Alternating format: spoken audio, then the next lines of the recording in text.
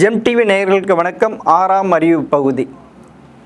விஜயகாந்த் நம்மை விட்டு பிரிந்து விட்டார். அரசியல் அவர் சாதித்தது என்ன என்பதை பற்றி எழுத்தாளர் ராம்கேயிடம் கேட்போம் வாருங்கள். வணக்கம் சார். வணக்கம். கேப்டன் விஜயகாந்த் மறைவை எப்படி சார் பார்க்குறீங்க? உண்மையிலே நிச்சயமாக ஒரு அதிர்ச்சி அளிக்கிறது. ஏன்னா நீண்ட காலமாகவே உடல்நிலை சரியில்லாதவர் தான். பல ஆண்டுகளாகவே நம்ம பார்த்துட்டு இருந்தது தான். ஆனால் அவருடைய மறைவு திடீரென்று ஒரு மறைவுங்கிறது திடீர் செய்தி ஒரு பெரிய ஷாக்கிங் தான் ஆக்சுவலாக. ஏன்னா ஒரு 2-3 வருடங்களாகவே நம்ம கண்முன்னாக பார்த்துட்டு இருக்கோம். கடந்த வாரம் கூட பொதுக்குழுவில் கூட அவர் அழைச்சிட்டு வந்து உட்காரும்போது அவருடைய உட்கார முடியாத நிலைமையில் அந்த இதில் பார்க்கும்போது பல பேர் அது ஒரு பெரிய விவாத பொருளாகவே அணிச்சு. இந்த நிலையில் வந்து அவர் அழைச்சிட்டு வரணுமா அப்படிங்கலாம் ஒரு பெரிய விமர்சனங்களை ஏற்படுத்தியது. ஸோ அப்படிலாம் பார்க்கும்போது இன்றைக்கு வந்திருக்க மரண செய்திங்கிறது உண்மையிலே நிச்சயமாக ஷாக்காக தான் இருக்குது. எப்படிப்பட்ட மனிதர் அவர்! ஒரு பெரிய தமிழ் சினிமாவில் பெரிய ஆளுமை, அரசியலுக்கும் வந்து ஒரு பெரிய 3வது அணி அல்டர்னேட்டிவ் ஃபோர்ஸாக இருந்தவர். அவருடைய மறைவுங்கிறது உண்மையிலே ஒரு பெரிய சார். நீங்கள் சொல்லுவீங்க 2 திராவிட கட்சிக்கு 3வதான்ட்டு நீங்கள் அல்டிமேட் ஃபோர்ஸ்ன்றீங்க. அப்படிப்பட்டவர் எங்கே தான் சார் சறுக்குனாரு? இந்த சர்க்கிள் எங்கே ஆரம்பிக்குதுன்னா, நீங்கள் வந்து திமுக அதிமுகவுக்கு மாற்று சக்தியாக வர முடியும். ஆனால் ஒரு இடத்துல வந்து ஏதாவது ஒரு கட்சியோட நீங்கள் வந்து காம்ப்ரமைஸ் பண்ண வேண்டிய ஒரு நெருக்கடி அழுத்தம் வருது. இது வந்து விஜயகாந்துக்கு மட்டும் இல்லை, மற்ற கட்சிகளுக்கு கூட அப்படி வந்தது. பாமகவுக்கும் வந்தது சார். அது ஒரு ஜாதி கட்சி சார். ஆமாம். ஆனால் நீங்கள் வந்து வேறு வழி இல்லை. அது 3வது இன்றைக்கும் வந்து வட மாவட்டங்களில் திமுக அதிமுக தவிர்த்து 3வது கட்சி பாமக தான். ஆமாம். ஸோ அப்படி இருக்கும்போது தங்களுடைய வளர்ச்சி அவங்க வளர்ந்த விதம் பாருங்களேன். நீங்கள் விஜயகாந்த் மாரி 3வது அணியை தான் வந்தாங்க. ஆனால் ஒரு கட்டத்தில் அவங்க அதிமுகவுடைய திமுகவுடைய கூட்டணி போடுவதன் மூலமாக அந்த கூட்டணி சேர்ந்து தான் அவர்களுக்கான வளர்ச்சிங்கிறது அடுத்த கட்ட வளர்ச்சி போணுச்சு. இப்போ அவங்க வந்து டெல்லியில் வந்து எம்பி ஆனதுக்கு காரணம் என்னென்னா திமுகவோட கூட்டணி இடம்பெற்றது. பாமக வளர்ச்சி போயிடுச்சு. ஆனால் அதனுடைய இப்போதைய நிலைமை என்ன சார் ஆச்சு? இன்னைக்கு ஒரு கேள்விக்குறி தான். இன்றைக்கி அவங்களுடைய செல்வாக்கு குறைந்து தான் இருக்குது. நீங்கள் இது எல்லாருமே ஒரு அல்டர்னேட்டிவ் பிளேயர்ஸ்னு வரும்போது ஒரு கட்டத்துக்கு தாண்டி அவங்களால தாக்கு பிடிக்க முடியாமல் ஏதாவது ஒரு கூட்டணியில் வந்து அவங்க வந்து அகாமடேட் ஆகி சேர வேண்டிய நிர்பந்தம் இருக்குது. இது விஜயகாந்துக்கும் நிறைந்தது சார். நீங்கள் சொல்கிறீங்க. ஆனால் அவர் பார்த்தீங்கன்னா 2006 சட்டமன்ற தேர்தலில் நின்று விருதாச்சலத்திலிருந்து ஜெயிச்சாரு. 234 தொகுதியிலையும் நின்றாங்க. ஆனால் 7% ஓட்டு வாங்கினா சார். அதே மாதிரி 2009 பார்லிமெண்ட்டு எலெக்ஷனில் பார்த்தீங்கன்னா 10% எடுத்தார். அப்படிப்பட்டவர் அப்படியே அதனுடைய பர்சன்டேஜ் வளர்ந்துகிட்டே போகிறப்ப 2011 அதிமுக கூட்டணியோடு வைக்கிறப்ப எதிர்கட்சி ஆகிறாரு. ஆனால் பர்சன்டேஜ் ஓட்டு 7% ஆகும் சார். அங்கே தானே சார் ஒரு திராவிட கட்சிகள் கூட்டணி வச்சதுனால அவருடைய வாக்கு சதவீதம் குறையுது. கூட்டணி வைத்ததுனால தான். ஏன்னா நீங்கள் விஜயகாந்த் எதுக்கு அரசியலில் தேவைப்படுகிறார்? ஒரு மாற்று சக்தியாக தான் தேவைப்படுகிறார். இப்போ நீங்கள் வரும்போதே என்ன சொல்லிட்டு வந்தீங்க? திமுகவும் அதிமுகவுக்கும் நான் மாற்று, ஒரு புதிய விதமான ஒரு அரசியல் சூழல், இது புது விதமான கட்சின்னாரு. அவர் கட்சி கொள்கையெல்லாம் சொல்ல. அவர் சொன்னதே தேசிய முற்போக்கு திராவிட கழகம்னாரு. நான் தேசிய கட்சியோட தன்மையோடு இருக்கும், திராவிட கட்சி தான் நான் அப்படிங்கிற மாதிரி சொன்னார். ஸோ அப்படி ஒரு நான் ஏதோ ஒன்று ஒரு பேரில் பெரிய பெரிய குழப்பங்கள் இருந்தாலும் உள்ளே வரும்போது நான் வந்து ஒரு திமுக அதிமுக மாற்று தான் சொன்னார். ஒவ்வொரு மேடையிலும் அப்படி தான் முழங்கினார். அவங்க எவ்வளோ ஊழல் செஞ்சுருக்காங்க, நான் ஆட்சிக்கு வந்தால் இதெல்லாம் நடக்காது, நாங்கள் ரேஷன் கடைக்கு மக்கள் போக வேண்டிய தேவையில்லை, வீட்டுக்கே வரும், இதெல்லாம் மாற்றம், இதெல்லாம் தான் இது வரைக்கும் இந்த கட்சிகள் செய்யாத விஷயத்தை நான் செய்வேன் அப்படின்னு ஒரு நம்பிக்கையை விதைத்தார். அதன் காரணமாக தான் மக்கள் அவருக்கு ஓட்டு போட்டாங்க. 2006 சரி 2011 சார். அப்போ பார்த்தீங்கன்னா நான் வந்து மக்களோடும் தெய்வத்தோடு தான் கூட்டணி, எந்த திராவிட கட்சியும் கிடையாது. நீங்க 2006 2009 இரண்டிலுமே 2 காலகட்டத்திலையுமே 2009 நாடாளுமன்றத்தில் நீங்க சொன்ன மாதிரியே ஒரு ஏறுமுகம் தான். ஆனால் அவர் எப்போ இறங்கு முகமாக 2011 கூட்டணி சேர்ந்த உடனே மக்கள் என்ன முடிவு பண்ணிட்டாங்கன்னா இவர் ஏதோ ஒரு கூட்டணியில் போய் சேர்றாரு அப்படின்னு. அது வரைக்கும் நீங்கள் சொன்ன மாதிரி மக்களுடன் ஆண்டவனுடன் கூட்டணி தான் சொன்னார். ஆனால் அதிமுகவோட கூட்டணி சேர்ந்த உடனே அவருடைய அந்த தனித்தன்மைங்கிறது போயிடுச்சு அவங்களுக்கு. அப்போ நீங்கள் சபார்டினேட் ஃபோர்ஸ் ஆகிட்டீங்களே. அப்போ நீங்கள் அது வரைக்கும் திமுகவும் அதிமுகவும் சவால் விடுற அளவுக்கு நீங்கள் மாற்று சக்தியாக இருந்தவங்க இப்போ அதிமுகவுக்கு சபார்டினேட்டாக போனோம்னாலே உங்களுக்கு வாக்கு சதவீதம் குறைஞ்சிருச்சு. ஸோ இப்போ வந்தவர் எதிர்கட்சி தலைவராக அவர் செயல்பட்ட விதம், அப்போ கூட அவர் என்ன பண்ண யாருக்கும் கிடைக்காத வாய்ப்பு. நீங்கள் எப்போதுமே தமிழ்நாட்டில் திமுக ஆட்சியில் இருந்தால் அதிமுக எதிர்கட்சி தலைவர், அதிமுக ஆட்சியில திமுக அதுக்கு அப்ப அன்னைக்கு யாருக்குமே கிடைக்காத ஒரு அரிய வாய்ப்பு விஜயகாந்த் தேடி வந்தது சார். அதுவும் 2005 ஆரம்பிச்சு 2011 6 வருஷத்துக்குள்ள எதிர்க்கட்சி கட்சி ஆரம்பித்த 6 ஆண்டுகளுக்குள்ளேயே எம்எல்ஏ ஆகி கணிசமான வாக்கு சதவீதத்தையும் அதிகரித்து அடுத்தது கூட்டணி போட்டு அதிமுகவை தேடி வந்து கூட்டணி அமைச்சு கொண்டாங்க. அதிமுக யாருமே வந்து எல்லாருமே போயஸ் கார்டனுக்கு பாமக போய் நின்று தான் கூட்டணி போட்டிருக்கு. ஆனால் அதிமுக தான் முதல் முறையாக விஜயகாந்த் கட்சியுடன் கூட்டணி செய்ய வேண்டுங்கிற விருப்பத்தின் அடிப்படையில் அந்த கூட்டணி நிகழ்ந்தது. ஸோ கூப்பிட்டு கொடுத்தாங்க, சீட்டை வாங்கினார், வெற்றி பெற்றார். ஆனால் எதிர்கட்சி தலைவராக போகும்போது அவர் சட்டமன்றத்தில் இருந்த செயல்பாடுகள் அது வந்து ஆளுங்கட்சி தரப்பினரை வந்து மிரட்டினார், உருட்டினார், பல்வேறு விமர்சனங்கள் இருந்தது. அவர் அடுத்த கட்டத்தை நோக்கி போயிருந்துருக்கணும். அப்போ நீங்கள் அந்த காலகட்டத்திலேயே நான் அதிமுகவுடன் கூட்டணி வேறு வழி இல்லாமல் கூட்டணி சேர்ந்து நான் உங்களை ஆட்சியை கொண்டு வந்துட்டேன். இப்போ அடுத்ததாக என்ன பண்ணியிருக்கணும், ஒன்று தனி கட்சியாக நின்றுருக்கணும், இல்லை திமுகவுடன் கூட்டணி சேருவதற்கான முயற்சிகளை இறங்கியிருக்கணும். அப்போ தான் பேலன்ஸ் பண்ணி அடுத்த கட்டத்து வளர்ச்சிக்கு போக முடியும்ல. நீங்கள் அப்படியே நீங்கள் ஒன்றுமே சொல்லாமல் 2016 தேர்தல் அறிவிக்கப்பட்டு பிரச்சாரங்களும் ஆரம்பித்த பிறகு கூட திமுகவுடன் கூட்டணி வருமா வராதா, விஜயகாந்த் கூட்டணி சேருவாரா பழம் நழுவி பாலில் விழுந்தாலும் சொன்னார்.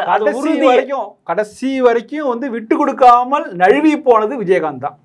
அவர் என்ன நினைச்சாரு, நம்ம நழுவி போவது மூலமாக நமக்கு ஒரு வெற்றி கிடைக்கும், நம்மளுடைய வாக்கு சதவீதம் உயரும், நமக்குடைய அரசியல் செல்வாக்கு உயரும் ஒரு தப்பு கணக்கு போட்டார். இல்லை சார், அவர் தப்பு கணக்கு இல்லை. 2006 இருந்து 2009 வரைக்கும் தனித்து இருந்ததுனால அவர் பர்சன்டேஜ் ஓட்டு நடந்தது.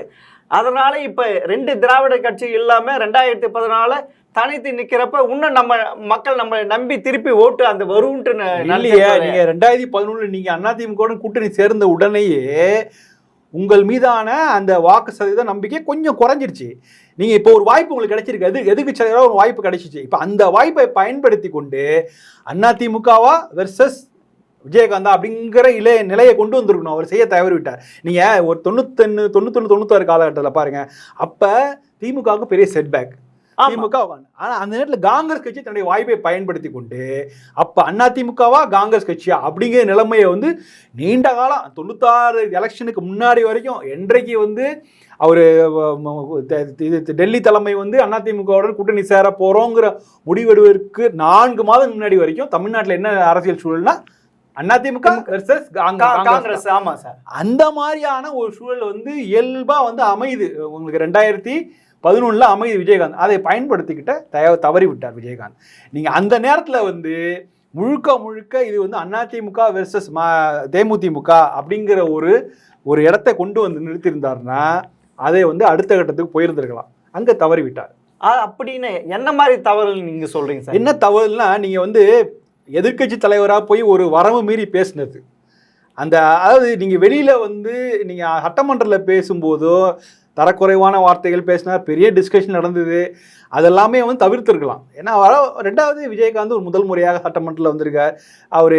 அவருக்கு வேணா அனுபவங்கள்லாம் அப்படிலாம் சொன்னால் கூட ஒரு பெரிய எதிர்கட்சி தலைவராக வந்துட்டார். ஆமாம், ஒரு 5 ஆண்டுகளாக அவருக்கு அனுபவம் இருக்கு. ஆமாம் சார். இப்போ எதிர்கட்சி தலைவராக வந்த பிறகு அந்த பொறுப்புணர்ந்து அவர் செயல்பட்டு இருக்க வேண்டும். அந்த இடத்துல தவறிவிட்டார். ரெண்டாவது அதிமுகவோட ஆட்சியுடைய அவங்களுடைய அழுத்தமும் கூடுதலாக இருந்தது. அவங்க வந்து விஜயகாந்த் கட்சியை கார்னர் பண்ணாங்க. ஏன்னா இவங்க வந்ததே காரணம் என்ன சொன்னாரு, எப்படி நீங்க வந்து காங்கிரஸ் கட்சி 92 என்ன சொன்னுச்சு, ராஜீவ்காந்தி படுகொலையால தான் நீங்க ஆட்சிக்கு வந்தீங்கிற மாதிரி சொன்னாங்க. கிட்டத்தட்ட அதே மாதிரியான டிஸ்கஷன் இங்க வருது. நான் கூட்டணி சேர்ந்ததுனாலதான் நீங்க ஆட்சிக்கு வந்தீங்க அப்படிங்கிற விஷயத்த விஜயகாந்த் பொதுவெளியில் பேச ஆரம்பிக்கிறார். அது வந்து அதிமுக தலைமைக்கு அது ஒப்புதல் இல்லை, அவங்க கோபமாறாங்க. அப்பதான் வந்து உங்களுக்கு நடுவில் சண்டை. இந்த சண்டையை அரசியலுக்காக பயன்படுத்திருக்கலாம் விஜயகாந்த். இதை வந்து சண்டையை கொண்டு போய் இதை வந்து அப்படியே அந்த டிஸ்கஷன் கொண்டு போய் பொதுமக்கள்கிட்ட போய் சொல்லியிருந்தாருன்னா அப்போ அவருடைய செல்வாக்கு அந்த இடத்துல ஒரு கொட்டை விட்டு விட்டார். அதுக்கப்புறம் 2009 தேர்தல் அது வந்து திசை மாறிவிட்டது. 2009 தேர்தலுக்கு அப்புறம் தமிழ்நாட்டோட அரசியல் சூழலே வர மாறிட்டு அதுக்கப்புறம் இலங்கை படுகொலை அதுனாங்க காங்கிரஸுக்கு எதிரான ஒரு பெரிய இது வந்துருச்சு. ஸோ அதனால அந்த இடத்துல வந்து அவருக்கான அரசியல் வாய்ப்பு அங்கே தவறி போய்விட்டது. இல்ல அந்த ஈழத்தமிழருக்கு அவரு பயங்கர முன்னாபிறதெல்லாம் இருந்து நல்ல ஒரு இதெல்லாம் இருந்தாரு. இப்ப நீங்க ஈழத்தமிழருக்கு 2009 பேசும்போது 2009 ஆகட்டும், அதுக்கப்புறம் அடுத்த காலகட்டங்கள்ல நீங்க ஒரு பக்கம் திமுக, அண்ணா திமுக, காங்கிரஸ், பாஜக, தமிழ் தேசிய கட்சிகள்லாம் இருக்கும்போது நீங்க ஒரு விஷயத்தை பேசும்போது ஒரு தனித்தன்மையோட அதை அப்ரோச் பண்ணணும்ல. நீங்க இவங்களுடைய குரலை நீங்கள் உரைத்தா என்ன உங்களுக்குள்ள தனித்தன்மை இருக்கு? நீங்க புதுசா ஏதாவது பேசணும்ல.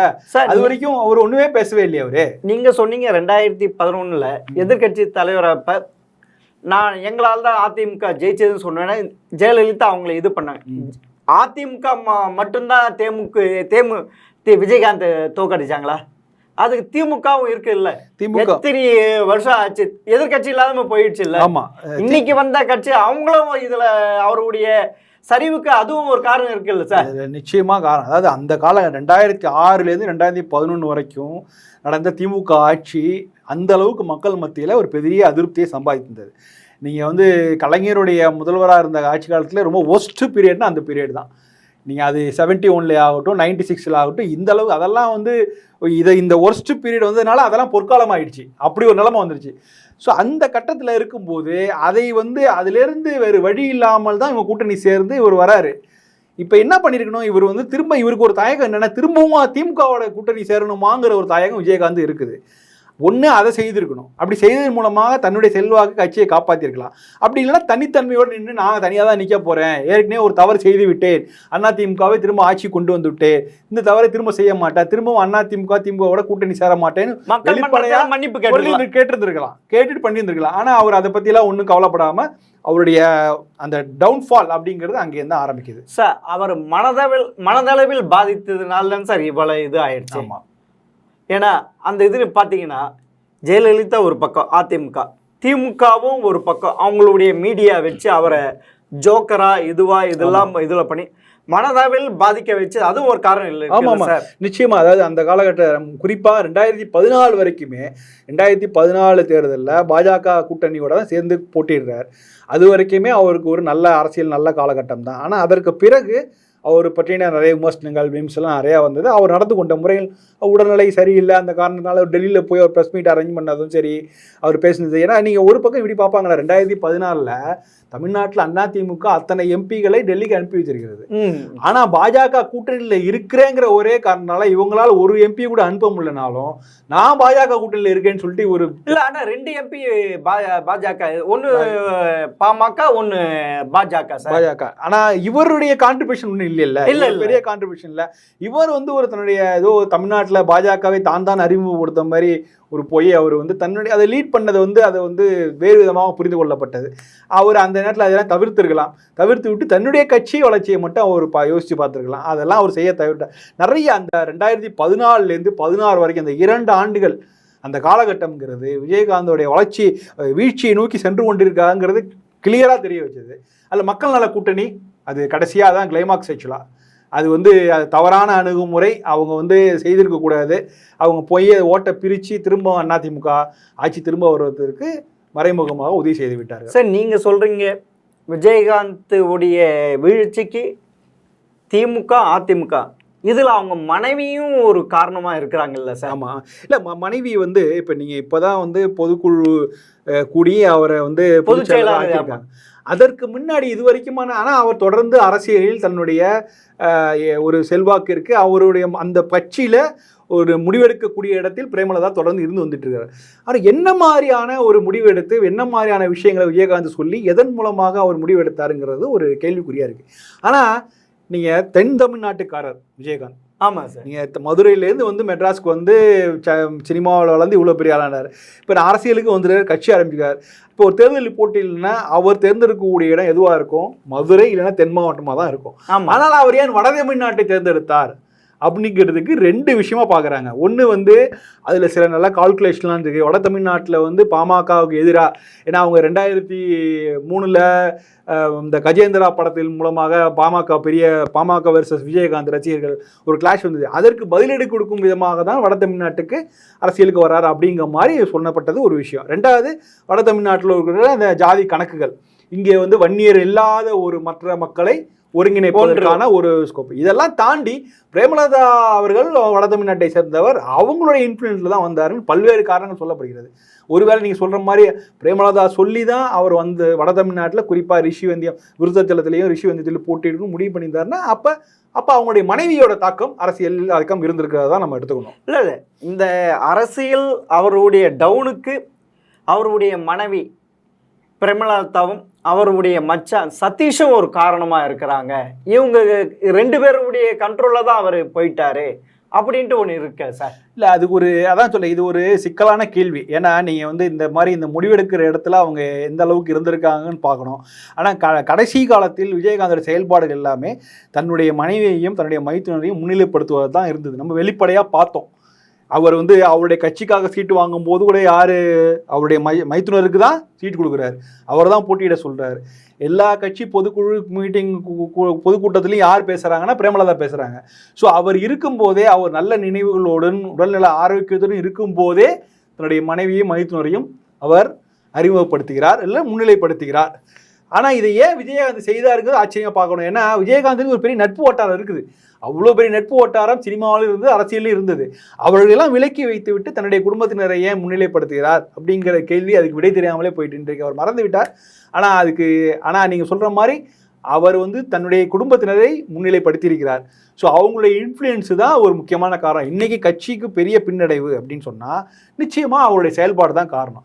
இல்லை என்றால் தலைவர் தான் விஜயகாந்த் வந்து உடல்நிலை சரியில்லாமல் இருந்தாலும் நாங்கள் வந்து அதை கட்சியை தூக்கி நிறுத்துகிறோம்னு சொல்லி அவங்க ஏதாவது செய்திருந்தாங்கன்னா நம்ம சொல்லலாம். ஆனால் அவர்களுடைய விஜயகாந்தோட புகழை பயன்படுத்தி கொண்டார்கள். அதான் சார், விஜயகாந்த் புகழை பயன்படுத்தி கொண்டு பேரம் பேசினாங்கன்ட்டு ஒரு குற்றச்சாட்டு இருக்கு. நிச்சயமா அது 2019 காலத்துல இருந்து 16லயும் இருந்தது. குறிப்பா 14-16 வந்து அது லோக்கல். 14 நமக்கு தெரியாது. 16 பொறுத்த வரைக்கும் வெளிப்படையாக தெரிஞ்சு. ஏன்னா திமுகவுடன் கூட்டணி வருமா வராதா, கலைஞர் அவர்களே முன் வந்து பழம் நழுவி பால் இதெல்லாம் பற்றி பேச ஆரம்பித்தாங்க. நிச்சயமாக விஜயகாந்த் கிளம்பி வந்துடுவார், அறிவாலயத்துக்கு வருவாரெல்லாம் பத்திரிகையெல்லாம் எதிர்பார்த்துட்டு இருந்த காலகட்டத்தில் அவர் வரவில்லை. அவர் ஒன்றும் எந்த விதமான உறுதியான முடிவும் எடுக்கவில்லை. திரு ஸ்டாலின் அவர்களே நேரடியாக போய் விஜயகாந்த் சந்தித்தார், அதெல்லாம் நடந்தது. எப்படியும் கூட்டணி நடக்கும்னாங்க, பிரேமலதா பேசினேன்னு சொன்னாங்க, எல்லாரும் பேசினாங்க. ஆனால் வந்து நடக்கலை. ஸோ 2016 அப்படி நடந்தது. 2000 அதுக்கப்புறம் வந்த அடுத்த எலெக்ஷன் 2019 எலெக்ஷனில் கூட பார்த்தீங்கன்னா கடைசி வரைக்கும் பாஜக கூட்டணியில் தேமுதிக இருக்குதா இல்லையாங்கிறத ஒரு பெரிய கேள்விக்குறியாகவே இருந்தது. பிரதமர் அவர்கள் கலந்து கொண்ட பொதுக்கூட்டத்தில் கூட கடைசி நேரத்தில் விஜயகாந்தோட படத்தை வந்து அந்த கூட்டணி கட்சி தலைவர்களுடைய படத்தை வைக்கும் போது கடைசி கட்டத்தில் அவருடைய படத்தை ஒன்றாவது வைக்கிறாங்க. ஸோ அது வரைக்குமே ஒரு இழுபறி வந்து இருந்துகிட்டே இருக்கு. அவங்க வராங்களா இல்லையா, அதுக்கு காரணம் வந்து சீட் பேரங்கள் தான். அப்போ இந்த கட்சியில் சீட் பேரங்கள் மட்டுமா இல்லை வேற பேரங்களும் ரெண்டுமே சேர்ந்து தானே சார் இருக்கு. வேறு பேரங்கள் இருக்கலாம். ஆனால் நம்ம வெளிப்படையாக பேசியிருக்கு. இந்த மாதிரியான கூட்டணி பேசல இடத்தை வச்சு தான் நாகரிகமான முறையில் பேசும்போது இதுதான் நம்ம பேச வேண்டியிருக்குது. பின்னாடி என்ன மாதிரியான விஷயங்கள் நமக்கு தெரியாது. ஆனால் அந்த கூட்டணி சீட்டு கிடைக்கணும், எனக்கு 1 சீட்டா 2 சீட்டா இப்படிங்கிற விஷயம் வச்சு தான் வெளிப்படையாக அவங்க பேசியிருப்பாங்க. பின்னணியில் அறையில் என்ன பேசினாங்கன்னு நமக்கு தெரியாது. வெளிப்படையாக பத்திரிகையாளர் பகிர்ந்துக்கும் போது நாங்கள் இத்தனை இடம் கேட்டோம், இத்தனை இடம் தராங்க அப்படி. ஆனால் இதில் நீங்கள் கவனிக்க வேண்டிய விஷயம் என்னென்னா, ஒருவேளை அவர்கள் நினைத்த இடம் கிடைக்காவிட்டால் வேறு கூட்டணிக்கும் போவதற்கு தயாராக இருந்திருக்கிறார். அப்படி பார்க்கும்போது நீங்கள் 2 தரப்பையும் ஒரே தட்டில் தான் வைத்து பார்த்துருக்காங்க அவங்க. தேமுதிக பொறுத்த வரைக்கும் நீங்கள் இந்த திமுக கூட்டணியாக இருந்தாலும் சரி, இந்த பாஜக கூட்டணியாக இருந்தாலும் 2 தரப்புமே எங்களுக்கு ரெண்டுமே ஒன்று தான், எங்களுக்கு தேவை சீட்டு தான். சார் பாமக தலைவர் ராமதாஸ் அப்படி தானே சார் பயணிச்சாரு. அவர் பார்க்குறாரு. ஆனாலும் நடுநடுவில் ஏதாவது கொள்கை இதெல்லாம் பேசுகிறாரு. தமிழ்நாட்டுக்கு ஏதாவது பிரச்சனை வந்ததுன்னா அறிக்கையை கொடுக்குறாரு. இன்னைக்கு நம்ம ஆளுங்கை திமுக கூட்டணியில் இல்லை என்றாலும் சில விஷயங்களில் திமுக அரசை பாராட்டுகிறார், சில இதுகளில் தோழமை சுட்டல் மாதிரி சில விமர்சனங்களையும் வைக்கிறார். அந்த மாதிரியான ஒரு வெளிப்படையான அரசியல் விஜயகாந்த் கட்சியிலேருந்து வந்ததுன்னா அது ஒரு இல்லை. விஜயகாந்த் உடல்நிலை சரியில்லை அப்படி இல்லைன்னா அவங்க மனைவி செய்யலாமே, அவங்க மைத்துனர் இந்த அரசியலை முன்னெடுக்கலாமே. அது அவங்க செய்யவே இல்லையே கடைசி வரைக்கும். எப்போது வந்து தேமுதிக வந்து அரசியலில் ரொம்ப ஆக்டிவாக இருக்காங்கன்னா எலெக்ஷனுக்கு முன்னாடி, அதுவும் ஒரு மாதங்களுக்கு முன்னாடி தான். 1 மாதங்களுக்கு முன்னாடி தங்களுக்கு எத்தனை சீட் கிடைக்கணும் இந்த மாதிரி பேரங்களில் தான் அவங்க ரொம்ப ஆக்டிவாக இருக்காங்க. கடைசி வரைக்கும் தான் எந்த பக்கம் இருக்கோம் அப்படிங்கிறத வந்து நம்ம பாஸ்ட் ரெக்கார்டு தானே காமிக்குது. கடந்த 3 நாட்கள் தேர்தல் நம்ம கண்கூட பார்த்துருக்கோம்ல. நம்ம கடைசி வரைக்கும் இழுபறியாகவே அவங்க செஞ்சுட்டு இருக்காங்க. ஸோ அப்படி இருக்கும்போது இதனால தான் மக்களுக்கு மத்தியில் ஒரு பெரிய அவநம்பிக்கை. இவங்க வந்து தேர்தல் பேரங்களிலும் சீட்டுகள் எண்ணிக்கையிலேயே குறியா இருக்காங்க. இப்போ நீங்கள் 2021 எடுத்துக்கங்க, கடைசி கட்டத்தில் டிடிவி தினகரன் கூட கட்சி கூட கூட்டணி சேர்றாங்க. அது கூட இழுபறி தான். நீங்க கடைசி வரைக்கும் ஆமா எத்தனை இடங்களில் போட்டியிட போறாங்கிறது கடைசி வரைக்கும் இழுபறியா தான் இருந்தது. இதுக்கும் பர்சன்டேஜ் ஆஃப் ஓட்டு சரிஞ்சே போச்சு. அதனால இது வந்து ரொம்ப துரதிருஷ்டவசமானது. ஏன்னா எப்படி ஆரம்பித்தார் 2005 அவர் கட்சி ஆரம்பிக்கும் போது என்ன ஒரு நம்பிக்கையோட ஆரம்பிச்சார். ஆனால் 2021 அதோட கட்சியோட ஒரு ஒரு ஒரு அரசியல் வாழ்க்கையே ஒரு சூன்யமாகி விட்டது, முற்றுப்புள்ளி விழுந்து விட்டது தான். அதுக்கு பின்புலம் அந்த குடும்பம் தான், அவருடைய செயல்பாடுகள், மனைவியுடைய குடும்பம் தான். ஆமா, நிச்சயமா அதுதான் காரணமா இருக்க முடியும். ஏன்னா அதான் சொல்றேன், இப்ப நீங்க 2018 காலகட்டத்திலேயே கலைஞர் அவர்கள் இறந்த போது, அப்போ அவர் அமெரிக்காவில் இருந்தார்னு நினைக்கிறேன் விஜயகாந்த். ஆமா, அப்போ அவர் வரும்போதே, இன்ஃபேக்ட் 2016 நினைக்கிறேன், அப்போ அவர் வரும்போதே தாமதமாக தான் வந்தார். வரும்போதே அவர் உடல்நிலை சரியில்லைங்கிறது வெளில நல்லா தெரிஞ்சுது. கிட்டத்தட்ட இப்படி பார்த்தீங்கன்னா கூட கடந்த 5 ஆண்டுகளாகவே விஜயகாந்தோட உடல்நிலை சரியில்லை தான். இது எல்லாருக்கும் தெரிஞ்ச விஷயம். பத்திரிகை நண்பர்கள் எல்லாருக்குமே தெரியும் அவருடைய நடவடிக்கைகள் என்ன ஆகட்டும். அவருக்கு உதவியாளர்கள் அவரை வந்து பிடிச்சி நிற்க வைக்கிறதும் சரி, அவர் பிரச்சாரத்துக்கு போகும்போது அவர் நடந்து கொண்ட விஷயங்கள்லாம் பார்க்கும்போது உடல்நிலை சரியில்லை. அதாவது தானாக அவராக முடிவெடுக்கக்கூடிய சூழலில் அவர் இல்லை.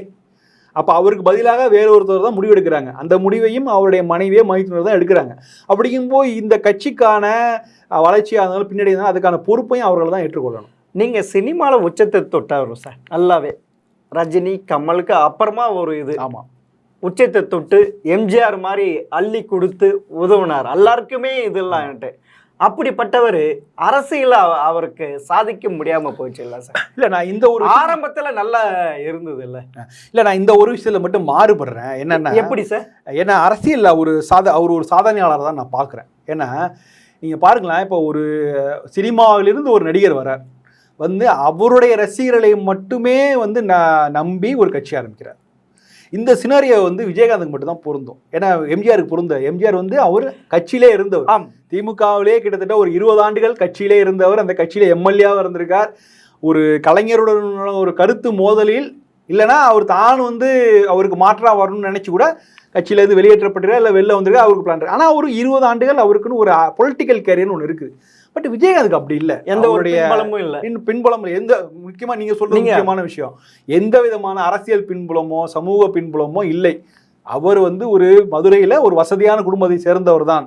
ஆனாலும் பெரிய அளவில் பின்புலம் இல்லை. அவருக்கு அரசியல் அனுபவமும் கிடையாது. ஆனால் அவர் வந்து வராரு, வந்துட்டு நீங்கள் பாருங்களேன், 20 ஆண்டுகள் 82, 81, 82, அதாவது என்றைக்கு சட்டம் ஒரு இருட்டறையும் சிவப்பு மல்லி வருதோ அதுதான் அவருடைய கேரியரை அடுத்த அப்படியே ஆரம்பிச்சு வைதையை காத்திருந்தால் அடுத்த மைல் ஸ்டோன்.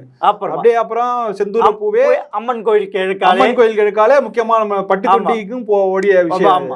அடுத்தது செந்தூர பூவே, கேப்டன் இது பூந்தோட்ட காவல்காரன். அடுத்தது ஒரு கேரிகிராஃப் ஏறிட்டே போகுது. ஆமா சார், அது ஒரு உச்சம் கேப்டன் பிரபாகரன் சின்ன கவுண்டர். ஆமா, அப்படியே போறாரு. அந்த உச்சம் தொட்ட பிறகு அதை அப்படியே மெயின்டைன் பண்றாரு. அப்படியே வந்து இந்த விக்ரமன் படம் வரைக்கும் வருது. அப்படியே வந்து ரமணா வரைக்கும் அவர் தன்னுடைய சினிமா வாழ்க்கையில் ஒரு குறிப்பிடத்தக்க நட்சத்திரமா இருக்கார்.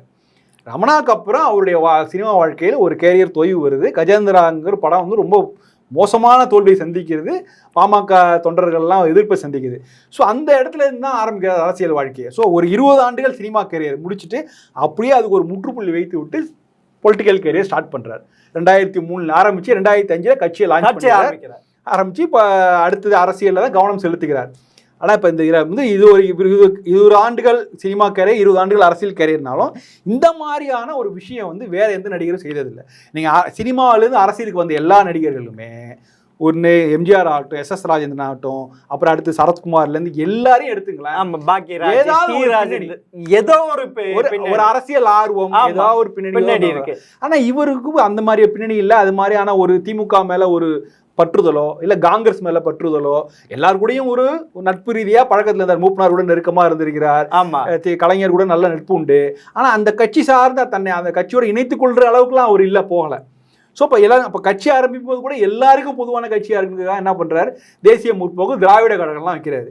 ஸோ அப்படி இருக்கும்போது அவருக்கு வந்து அதுலேருந்து அது ஒரு புது புள்ளி, அது ஒரு புதிய சாப்டர் மாதிரி. ஆக்சுவலாக இந்த விஷயத்தை யாரும் செய்யறது தயங்குவார்கள். சார் அது வேற கருப்பு எம்ஜிஆர்ன்ட்டு ஒரு பேரும் இருக்கு சார். வேற யாருமே எடுக்கல. அவருடைய தொண்டு உதவி அவர் யாரும் அறியாம எல்லாருக்குமே செஞ்சிருக்காரு. ஆமா நிச்சயமா. அது அந்த ஒரு எம்ஜிஆருடைய ஒரு நீட்சியாக தன்னை வந்து காமிச்சிக்கிட்டு அதுக்கேற்ற மாதிரி உதவி பண்றதுலேருந்து ஆரம்பிச்சு அந்த இதெல்லாம் பண்றாரு. அவர் திட்டமிட்டு தான் அவர் அதை பண்றாரு. அந்த குறிப்பா 2003 காலகட்டத்திலேருந்தே தன்னுடைய ரசிகர்களை வந்து என்கரேஜ் பண்ணி அவங்கள இப்போ உள்ளாட்சி தேர்தலில் போட்டியிட வைத்து கொண்டு வரதெல்லாம் ஒரு திட்டமிட்டு நகர்றது தான்.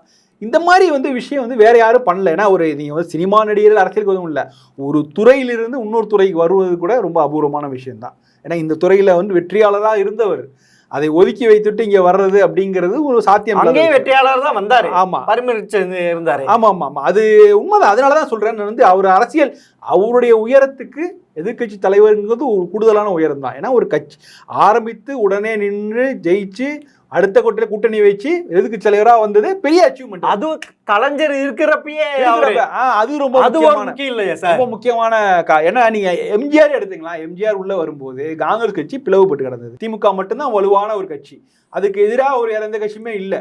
அதனாலதான் கம்யூனிஸ்ட் கட்சிகள்லாம் வந்து இவர் கூட வந்து எம்ஜிஆர் பக்கம் நிக்கிறாங்க. அப்ப அந்த காலகட்டத்திலேயே எம்ஜிஆருக்கான ஒரு இடம் இருக்கு. ஆனா விஜயகாந்த் வரும்போது இடமே கிடையாது, இங்க வெற்றிடமே இங்க கிடையாதுங்க. ஆமா, அங்க இரண்டுமே திமுக அண்ணா திமுக ரெண்டு கட்சிகளும் இருக்கின்றன. அப்ப அந்த இடத்துல வந்து உங்களுக்கான இடத்தை ஏற்படுத்தி கொண்டு உங்களால் ஒரு உயரத்துக்கு அடைய முடியும் அப்படின்னா அது சாதனை தான். எல்லாரும் அவர் முதல்வர் ஆகல அப்படிங்கிறதுனால அவர் தனித்து பயணத்து இருந்தா அது ஒரு நல்ல ஒரு வாய்ப்பு இல்ல சார். ஏன்னா ஜெயலலிதா இல்லாம போயிட்டாங்க, கலைஞர் இல்லாதப்போ ஒரு வெற்றி இடம் ஏற்பட்டது. அப்ப வந்து தனித்து பயணித்திருந்தா அந்த மக்கள் அவரை ஏற்றுக்கொண்டிருப்பாரு இல்ல சார்? இல்ல, ஏற்றுக்கொண்டிருப்பார்கள். பொன்னான வாய்ப்பு, அது உங்களுடைய பொன்னான வாய்ப்பு, அது உங்களுடைய செயல்பாடுல இருக்குது. நீங்க எதிர்க்கட்சி தலைவரா வந்துட்டீங்க, இது வரைக்கும் வந்துட்டீங்க. இதுக்கப்புறம் அடுத்தது உங்களுடைய நடவடிக்கைகள் தான் முதல். ஆமா, அதுக்கு வந்து நீங்க ரெண்டு விஷயம், ஒண்ணு தனித்து செயல்படணும், ரெண்டாவது இயல்பாவே இவ்வளவு உயரம் வந்த பிறகு இயல்பாவே திமுக அண்ணா திமுக அழுத்தம் உங்க மேல இருக்கும், அதை தாண்டி நீங்க அடுத்த கட்டத்துக்கு போகணும். எப்பவே தமிழக அரசு அவங்க ரெண்டு பேரும் மீறிதான் பண்றது ரொம்ப கஷ்டமா. அந்த சவாலை நீங்க எதிர்கொள்ளணும், அது ஒன்று இருக்கு. ரெண்டாவது தேசிய கட்சிகள், உங்கள் தேசிய கட்சியில் நோக்கி நீங்கள் போனீங்கன்னா அவங்களுடைய சப்போர்ட்டுக்கு வந்து ஒரு கூடுதல் இது. ஸோ அதையெல்லாம் வந்து செய்திருந்தால் நீங்கள் சொல்கிற மாதிரி அவர் அடுத்த கட்டத்தை நோக்கி வந்திருக்கலாம். சார் நீங்கள் இப்போ அப்போ சொல்கிறத பார்த்தீங்கன்னா கட்சியில் அவருக்கு சரியான ஆலோசகர் யாரும் இல்லாமல் நிச்சயமாக இல்லை. இப்போ பண்ருட்டி ராமச்சந்திரன் கூட ஒரு காலகட்டத்தில் அவர் ஆலோசகராக இருந்தார்.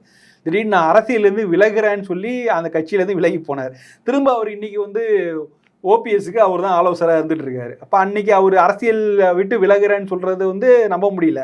அப்போ ஒரு கட்சியில் விஜயகாந்திலிருந்து வெளியேற வேண்டும் என்பதற்காக சொல்லப்பட்ட ஒரு அறிக்கை வாதமாக தான் நம்ம பார்க்க வேண்டியிருக்குது. அதுக்கப்புறம் அவர் போய் திரும்ப இன்னைக்கு ரொம்ப ஆக்டிவாக பண்ருட்டி ராமச்சந்திரன் ஆக்டிவ் அரசியல் இருக்கார். அன்றைக்கு பண்ருட்டி ராமச்சந்திரன் போன்ற பெரிய தலைவர்கள், அரசியல் ஆலோசகர்கள் பாண்டியராஜன் நல்ல இருந்திருக்கலாம். ஆமா, நல்ல டேலண்டான அவருடைய இவர் போலவே ஒரு நடிகரா கொண்டு வந்தார். அருண் பாண்டியன் போன்ற அருண் பாண்டியன் எம்எல்ஏ விட்டுட்டாரு. அவர் எம்எல்ஏ ஆனதுக்கு அப்புறம் கூட ஆமா அவரோட இணைந்து, அதாவது நீங்க வந்து ஒரு ஒரு ஒரு கட்டத்துக்கு அப்புறம் அடுத்த கட்ட வளர்ச்சின்னா உங்களுக்கு அனைவரும் இரண்டாம் கட்ட தலைவர்கள்லாம் உங்களுக்கு வரணும், மற்ற கட்சிகள் சப்போர்ட் மற்றெல்லாம் வரணும். எம்ஜிஆர் அதுதான் பண்ணாரு. எம்ஜிஆர் வந்து திமுகவில் இருக்கிற ஆனால் கலைஞர் மேலே அதிருப்தி உள்ளவர்கள்லாம் கொஞ்சம் கொஞ்சமாக தம் பக்கம் இழுத்து கொண்டு வந்து அதுக்கப்புறம் தான் 80களில் ஒரு பெரிய அது மாதிரியான விஷயங்களை வந்து விஜயகாந்த் செய்ய தவறிவிட்டால் அதனால அவருக்கு ஒரு பெரிய பின்னடைவு தான். அதனால தான் சார். ஆனால் அவருடைய இழப்பு வந்து தமிழகத்துக்கு ஒரு இது நிச்சயமா, தமிழகத்துக்கு நிச்சயமா ஒரு பெரிய இழப்பு. ஏன்னா 2 துறையில் சாதனை செய்தவர். நிச்சயமா ஒரு சினிமாவில் சாதனையா நீங்க சொல்ற மாதிரி எம்ஜிஆர் தமிழ் சினிமாவில் லெஜெண்ட் சொன்னா அது வந்து எம்ஜிஆர், சிவாஜி, ரஜினி, கமல் தான். அதை தாண்டி ஒரு அடுத்த கட்ட துறையில் அடுத்த கட்ட வரிசையில் வருகிற கூடிய ஒரு முக்கியமான ஆளுமை. ஒரு 20 ஆண்டு காலம் ஒரு குறிப்பிடத்தக்க வெற்றியை கொடுத்திருக்கிறார் சினிமாவில். இது மாதிரி அரசியல்லையும் நீங்க சொல்ற மாதிரி அந்த பெரிய லெஜெண்ட்ஸ் சொல்ற கலைஞர் அவர்களும் ஜெயலலிதா அவர்களும் தவிர்த்து விட்டு அடுத்த கட்ட தலைவர்கள் பார்க்கும்போது அவர் பெரிய குறிப்பிடத்தக்க சாதனையை பெய்திருக்கார். ஸோ அந்த வகையில் எப்படி பார்த்தாலும் அவர் நிச்சயமாக ஒரு பெரிய சாதனையாளர். அவருடைய வாழ்க்கைங்கிறது ஒரு மதுரையிலேருந்து ஆரம்பித்து ஒரு குறுகிய கால இடைவெளியில் சென்னைக்கு வந்து எந்தவித பின்புலம் இல்லாமல் இவ்வளோ பெரிய உயரத்தை தொடர்னா அது பெரிய இன்ஸ்பிரேஷன். இன்றைக்கு 10 ஆண்டுகளுக்கு முன்னாடி விஜயகாந்தை ட்ரோல் செய்த, மீம்ஸ் போட்டு ட்ரோல் செய்த நம்ம இளைய தலைமுறை இன்றைக்கு அவருடைய அருமையை புரிந்து கொண்டிருக்கிறார்கள். இன்றைக்கு அவரை கொண்டாடுகிறார்கள். அந்த விஷயத்துல இன்னைக்கு வந்து ஒரு அவருடைய மறைவு செய்தி இருந்தாலும் வருத்தமா இருந்தாலும் அது நமக்கு ஒரு சின்ன ஆறுதல் அளிக்கிறது. இன்றைக்கு விஜயகாந்தை கொண்டாடுகிறார்கள். நல்ல மனிதர் அப்படிங்க, நல்ல மனிதர், இப்படிப்பட்ட நல்ல ஒரு மனிதர், சாதனையாளர். அப்புறம் வந்து உயிரோடு இருக்கிறப்ப அவரை ஒரு ஆமா, நல் அது எல்லாருக்கும் நேரிதான் ஒரு பெரிய தமிழ்நாடு சாபகேடு. உயிரோடு இருக்கும்போது அவரை வந்து கிண்டல் அடிப்பது, இந்த ட்ரோல் செய்வது, விம்ஸ்லாம் செய்துட்டு அவர் மறைவு பிறகு 24 மணி நேரமும் சோக கீதத்தோட வந்து இன்றைக்கு அந்த வேலையை வந்து இணையத்தில் செய்துட்டு இருக்காங்க. அது இன்றைக்காவது செய்கிறாங்களே அப்படிங்கிற ஒரு ஆறுதலோடு. சரி சார், உண்மையிலே விஜயகாந்த் எவ்வளவு உச்சத்துக்கு போனார், எப்படி சரிந்தார் என்று மிக தெளிவாக சொன்னது மிக்க நன்றி சார். நன்றி.